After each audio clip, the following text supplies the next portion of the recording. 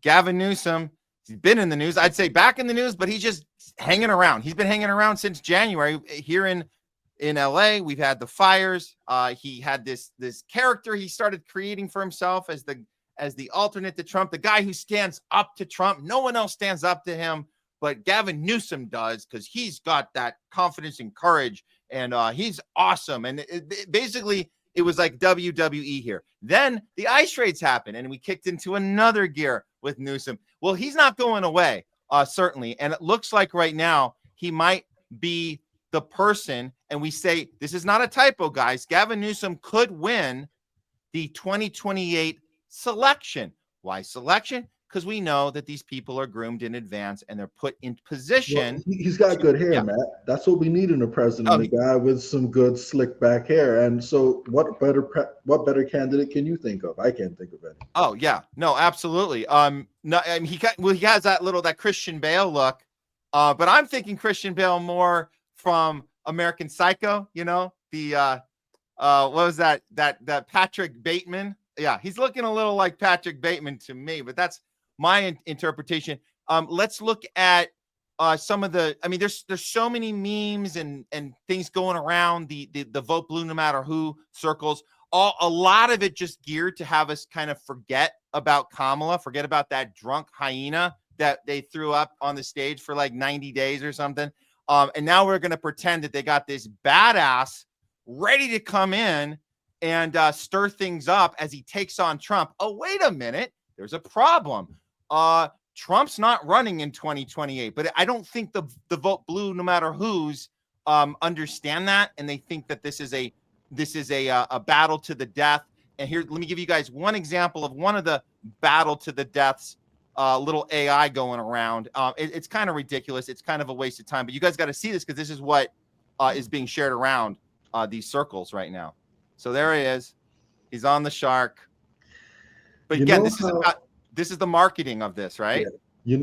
I think it's going to be the fight against Trumpism, because they're going to say just because Trump is gone, it doesn't mean the mentality behind him is gone. But yeah, that seems about right. But look, it is to Trump, because Trump. Look at this. They got Trump coming out in his underwear. So the left is putting this little battle together of the cool guy on the shark with the flag, rightfully with the flag, and the other guy in his underwear running out saying, "What are you doing? What are you doing?" So it's a wrestling theater piece. But the problem is that Trump's not going to be there in 2028 to be his his Trumpism. It's what Trump represents, and that's the people who won't be obedient to the establishment, Matt. That's what you don't understand, man. So Gavin Newsom is going to take the fight to the Trump voters, who are our real enemies. Those are the people we need to watch out for, according to the Democratic Party. So it's funny you mentioned that, because it really does feel like they're going to try to push Newsom on us in 2028. That's the feeling I'm getting. So let's look at we had Tim Dillon tweeted this out earlier.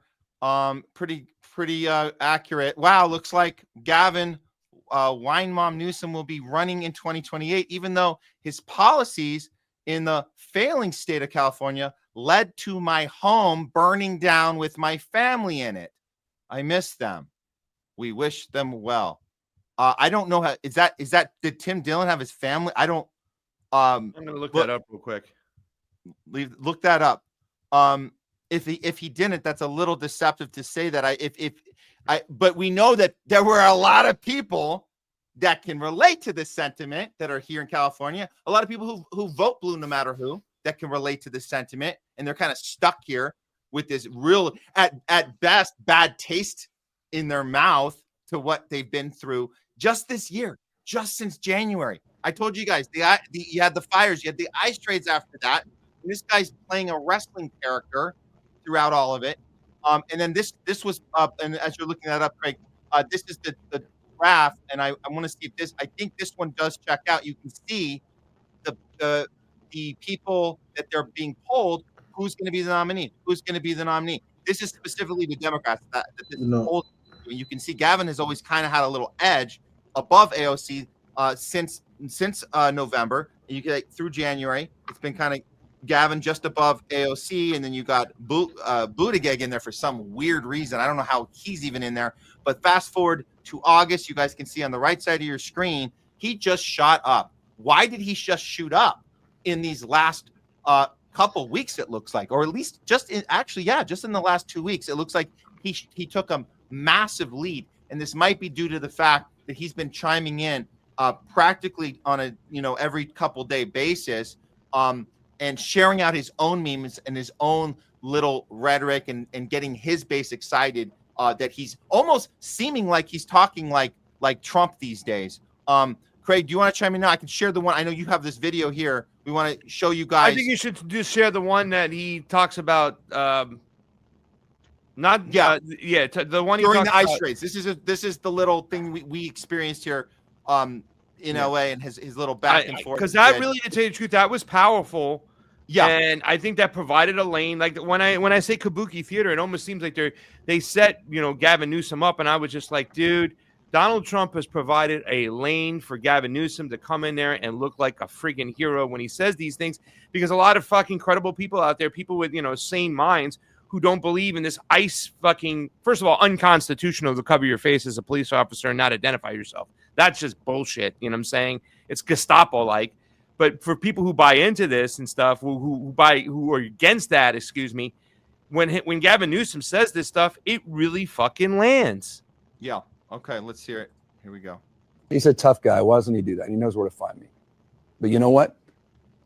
Lay your hands off 4-year-old girls that are trying to get educated. Lay your hands off these poor people. They're just trying to live their lives, man. Trying to live their lives, paying their taxes. Been here 10 years. The fear, the horror. The hell is this guy? Come after me, arrest me. Let's just get it over with. Tough guy. I don't give a damn. But I care about my community. I care about this community. The hell are they doing? Yeah. These guys need to grow up. They need to stop. And we need to push back. And I'm sorry to be so clear, but that kind of bloviating is exhausting. So Tom, arrest me. Let's go. Very, very powerful indeed. Yeah. We're gonna hear a lesser of two evils argument. That's exactly what it's gonna be. And guess what, Matt? Unfortunately, people are gonna be called racist if they don't support whoever the Democratic nominee is, because the Republican is going to continue talking about deportations and taking away people's rights. So if you don't want to be called racist, you better just sign up for the Democratic Party right now. Otherwise, you're going to be called racist. So that's where we're going. Well, if you don't sign up for the Republican Party, you're going to be called woke. Yeah, that's true. You're either going to be racist or woke. Racist. So which one you want to avoid more, and that's the lesser of your two evils right there. And this is the cycle that we're stuck in right now. So our heroes that I say, quote unquote heroes, that have been championing Palestine and holding Israel accountable, are they gonna let us down too? I think we know the answer to the question, right? The Cenk Uygurs and Anna Kasparians, the crystal balls, like these are people that right now seem like they're ready to hold those Democrats up responsible, but as soon as Newsom gets the nod, it's like, guys, come on. Come on, guys. The Hassan Pikers, the Kyle Kuxlinskis, they're going to always tell you to vote blue no matter who. When it comes down to it, it's guys, don't be the person that ruined it. Don't be the person that ruined it. I'm going to tell you my guess of the progressives that we lost because, of pretty much the vote blue no matter who.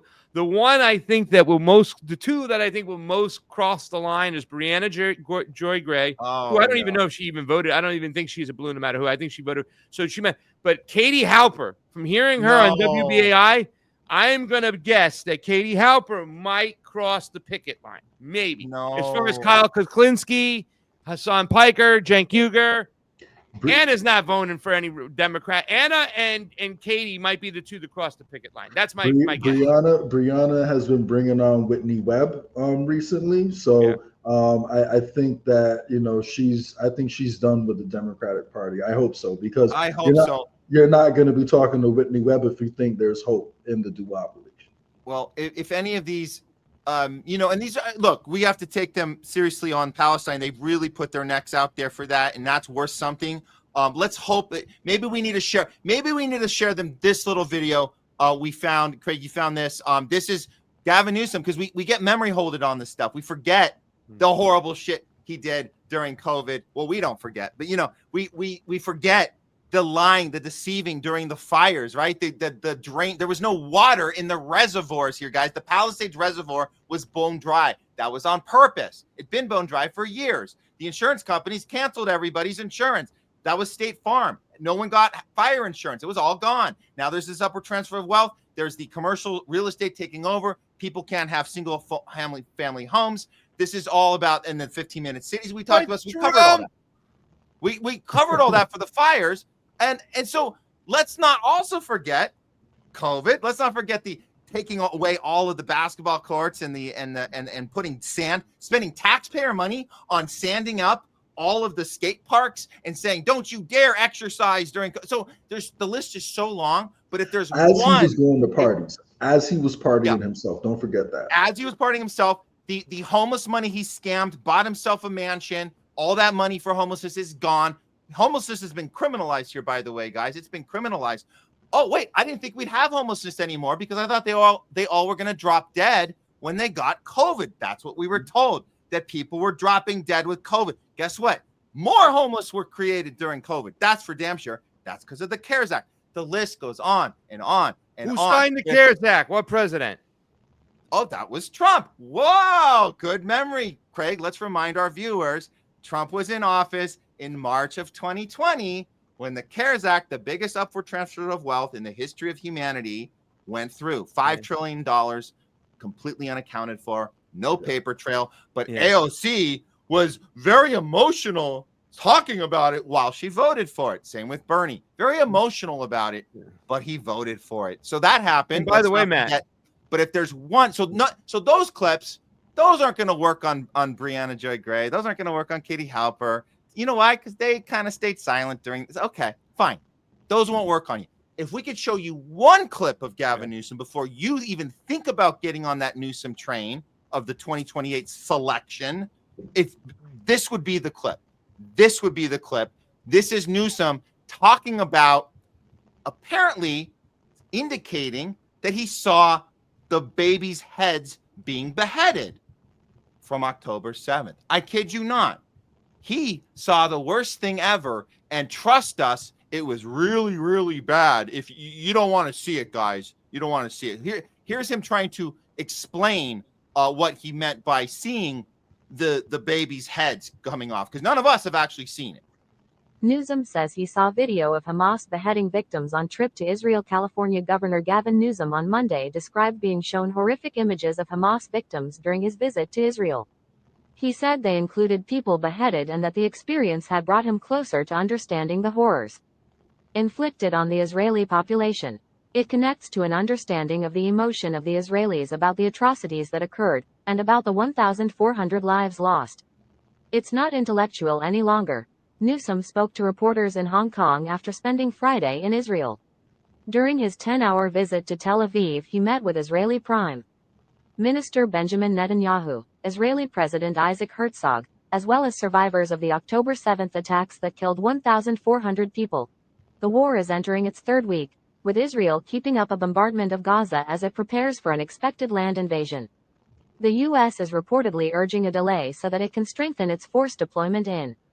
Okay, and it goes on from there. But look, the point is, if you guys haven't realized it and figured it out for yourself yet, he is lying. There is no videos of beheaded babies. He has not apologized for this. He's a liar. He lies on behest of Israel. And a lot of our money from California also ended up in Israel pockets. That's what happens. Our taxpayer money, not just federal, but our state taxes also go to Israel. Did you guys know that? So the California problems we've had here, a lot of that money not only went into Gavin Newsom's pocket, was money laundered to all the COVID stuff and the CARES Act, it's also gone to Israel. So he's a criminal. He's a big effing criminal. And if you think just because he's better at standing up against Trump than anyone else, and if you think that he's a little more slick, a little more Christian Bale-y, a little more American Psycho, Patrick Bateman-y, and that's better than Trump, who whines and cries and complains, and you don't like how that feels, well then good luck with your vote. But we're going to stay true to our courage and our conviction that if he is the one on the ticket, it's all by design, it's all theater, and we're not falling for it, and we're not going to apologize for it. Yeah, and real quick, I want people to know. Sorry, were you going to speak, Craig? You're on mute. I'm muted, but I just said share the video real quick so I can play this other 1 minute video really quickly that just would reiterate, because I know that was a video where Gavin Newsom wasn't speaking though. Matt, if you can share it down below. Oh, you got the one where he is. Okay. It's already up. Well, okay. I mean, he doesn't necessarily talk about the babies in this one, but just share it. Yeah, let me grab the screen. Yeah, I got it. I'm gonna sorry, my bad. Okay. I have it down below, ready to play. Oh, you have it. Okay, great. Yeah, I'm sorry. go I didn't there see and it on there. Okay. I will add it to stage. Here we go. And I'll give Jay the first word. This is not a moment for equivocation or false equivalency. This is not time to blur the lines between good and evil. This is a time for moral clarity. There is right and there is wrong. What Hamas did was mass murder. Children being killed in front of their parents in front of their children, rape, burning bodies, kidnapping of innocent kids, crimes against humanity. Hamas terrorists didn't just attack Israel, they attacked Jews everywhere. So let's be clear. These acts were pure evil. And as we all know too well, evil can only prevail if good people sit idly by and do nothing. To the people of Israel and to Jews around the world, we stand with you. We stand with Israel. Be strong and be brave. Wow. Wow. Yeah, I mean, if anyone thinks that, Democrats are going to be any different than Republicans on Israel, then they're just not following the money. Because again, like all of these, this can all be easily predicted by looking at who's funding, all these people. And, Gavin Newsom, he is like a great speaker. So I can understand why they want to push him. However, even if you look at the numbers, if you look at how much California has been spending on homelessness over his term, and then if you look at how much homelessness has increased over his term, I think that should be reason enough for everyone to understand that this man is a failure. However, they're not going to run on policies. It's simply going to be the lesser of two evils. And by the time the election rolls around, we will have seen so much more devastation caused by Israel and Trump together that people are going to forget, clips like the one you just played. And people are going to be like, all right, well, we can't let this guy do it again. So, this party, so let's go to the other party. Maybe the other party will, do something different, because unfortunately we have short-term memories. And, again, I think personally, the problem lies in the structure of the DNC and RNC, because even if you had the best person, like say Christian Smalls ran for the Democratic Party and then got the Democratic nomination. If he tried to go through with pro-union policies, for example, and anti-genocide policies, for example, then any Democratic politician who tried to work with him would essentially be undermined and have their campaign funds stripped, and he wouldn't be allowed to use any of the Democratic platform in the next election. That's why if you have people who are still within the Democratic Party, they're not going to go against the party because of the centralization of power. And it doesn't need to be written that way. So we need to ask ourselves, why are we doing the same thing and expecting different results? And I think there's a word for that. And, insanity. Yeah. It's kind of crazy, because over this last weekend on Saturday, I went to this Republican Assembly meeting to see my friend Clinton Curtis, who's an election integrity activist, who's now head of voter registrars in Shasta County, California, and he's going to be implementing some transparency measures for elections. It's really exciting. I wrote a Substack about it, just a small one. But when I went to that meeting, Dr. David Martin was there, and I gave Dr. David Martin, I don't care what you say about Dr. David Martin, but I was just in a room where it was 300 Republicans. They were all Trump supporters, and he went after him saying, a lot of this shit happened under Trump while he was the president. And in fact, he also made it clear that the virus wasn't created by the Chinese. He didn't care, but at the end of the day, I'm sitting there and I'm saying there was a couple of other people, talking about the RNC too as well. And I would say at least these grassroots Republicans are more harsh on the grand old party than the grassroots Democrats are on the Democratic Party. But let me say this at the end to you anyways. They're still going to capitulate back to tribal behavior. There might be blue no matter who, but they're red till they're dead. And a lot of them in that room are close to goddamn dead. And that's also kind of tells you the state of where we are nowadays. The fact that that party is just so old, and they don't want to take any responsibility for our government, what they did. They always want to blame somebody else, blame the Chinese, blame the immigrants, blame whoever. But that's what we're going to be left with, because they're both going to be playing the lesser of two evils. And I think right now what they're setting us up to see is a Gavin Newsom AOC ticket. And even though I believe the elections are fraudulent and they can fix it anyways, they still want to make sure a majority of the people believe so they can sell it. So they still need to bring the disciples in on their side, you know? Yep. 100%. That's how it goes. That's how the game's played. And then people they'll still fall for it. Hey, we're going to get him this time. We got this time. It's sports. We're building our team. We're building our roster. We got the MVP, Gavin Newsom. We got our supporting, we got our Scottie Pippen. That's AOC. We got our good team. It's the same. We see this every time. We're not falling for this shit anymore. But let's make no mistake. This is looking like the guy. Gavin Newsom is looking like the 2028 selection. And we might be headed towards that.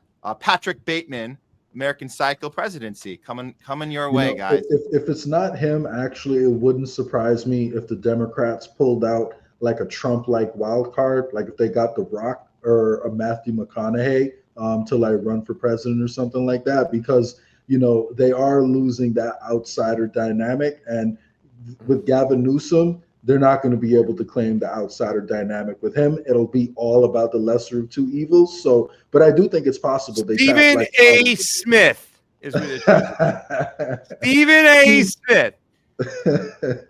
Unequivocally, you have to vote for the Democrats over the Republicans, because look at this. My God. The Republicans don't care about you. You better vote for Stephen A. if you don't want to. He's going to be press secretary. What are you guys talking about? He's going to be press secretary. There you go. Yeah, it wouldn't surprise me, man. It wouldn't surprise me if they tap The Rock or Matthew McConaughey one of these days. And no shade to them personally, but I think actors can do great. No shade to Matthew McConaughey. That little stunt he proved. He was in Dallas Buyers Club, which is a movie that pushed back against the treatment of AIDS patients and what they had to do, how they had to go outside the United States to obtain vitamins and minerals that were banned by the FDA for gay people using them, but mostly gay people using them for the AIDS pandemic. And then he went inside the White House press correspondence room with that redhead. I used to call her Raggedy Ann. What was her name? Before Jean Pierre, before I forgot her name, but you know who I'm with, the redheaded secretary. Yeah, Jen Psaki. Jen Psaki.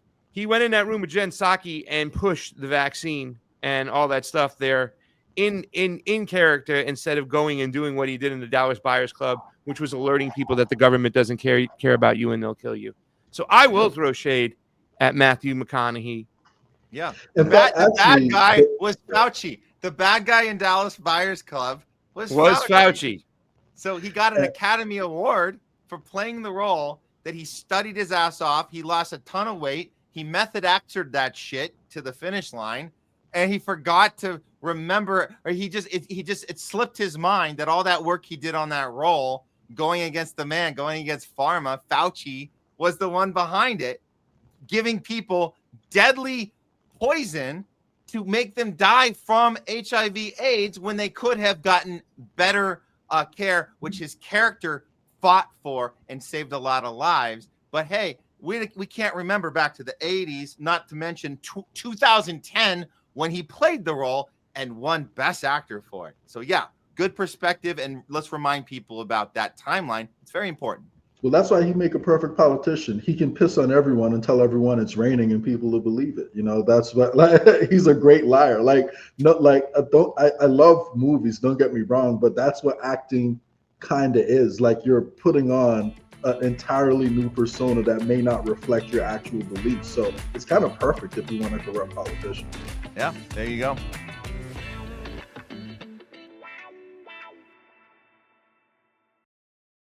Okay, let me take a moment to introduce you to our good friends over at World Harvest Food Bank right here in LA. World Harvest has been serving families across Los Angeles for 18 years now. And they started with this simple idea. Everyone deserves access to healthy, affordable food, no matter what they're going through. With their Cart with a Heart program, families can walk away with a full cart of groceries, fresh produce, dairy, meat, and pantry supplies for just a $50 contribution. That's for the entire cart. That same cart will cost over $300 at a typical grocery store. At World Harvest, everyone is welcome. They don't ask for income verification, ID, or any paperwork. No. Basically, their doors are open to anyone who's doing their best, but just needs a little extra push to get by. If you're an Angelino like me, you know the times have been tough here. First with all the union strikes, the LA fires, and now the ICE raids going on. It seems like we're living in a constant state of uncertainty. And that's why it's so important to support local charities like World Harvest, because they aren't just helping the community.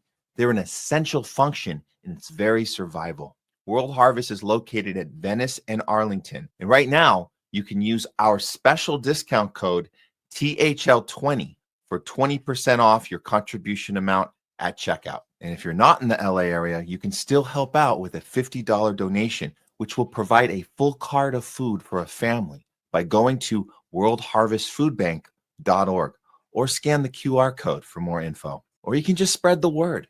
Follow them online. Let people know they're here for them, because at the end of the day, it's about providing choice, access, and relief without barriers. World Harvest Food Bank. End hunger now.